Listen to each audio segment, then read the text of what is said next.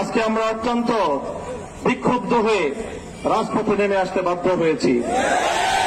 আমাদের কথাগুলো অত্যন্ত পরিষ্কার। আমরা ধর্ষণ এবং জেনা ব্যভিচারের জন্য সর্বোচ্চ শাস্তি প্রকাশ্যে প্রয়োগের দাবি জানাই। সরকার ইতিমধ্যে আংশিক দাবি পূরণের পরিবেশ নিশ্চিত করবার পদক্ষেপ নিয়েছেন। আমাদের দাবি পরিষ্কার, সেই শাস্তি জনসম্মুখে প্রকাশ্যে প্রয়োগের ব্যবস্থা করতে হবে। যেন একটা ধর্ষণের শাস্তি, একটা ব্যভিচারের শাস্তি দেখবার পর সমস্ত লম্পটদের বুকের মধ্যে ভয়ের কম্পন তৈরি হয়ে যায়। আমাদের স্পষ্ট আরেক দাবি হল, শুধুমাত্র ধর্ষণের কঠোর শাস্তির মাধ্যমে ধর্ষণ এবং ব্যভিচার বন্ধ করা যাবে না। এর যে উৎসমুখগুলো রয়েছে সেই উৎসমুখগুলো বন্ধ করতে হবে।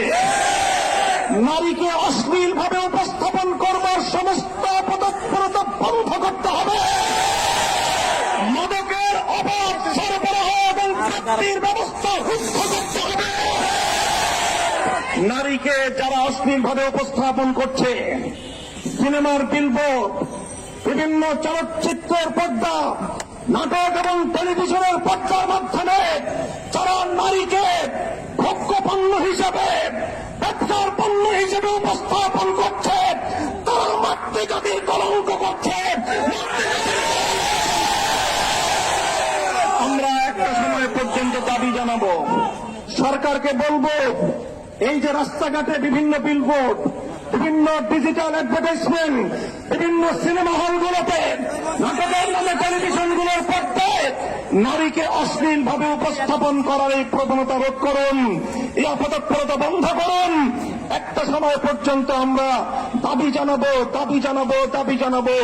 যদি আমাদের শান্ত আন্দোলনের ভাষা বুঝতে সরকার ব্যর্থ হয়, তাহলে তাওহীদি জনতা এই অশ্লীলতা আখড়াগুলোকে নিজেদের হাতে আমরা ভেঙে খান।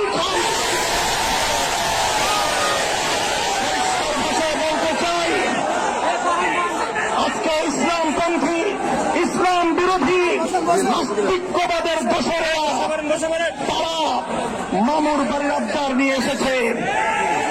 ওরা ধর্ষণ বন্ধ করতে চায় না। ওরা ধর্ষণ বিরোধী বিভিন্ন সংগ্রাম এবং বিভিন্ন সমাবেশের নামে রাজপথে প্রকাশ্যে নারী পুরুষ তারা অশ্লীল এবং যৌন আচরণের মাধ্যমে গোটা দেশ এবং জাতিকে কলঙ্কিত করার পরে তারা চালাচ্ছে।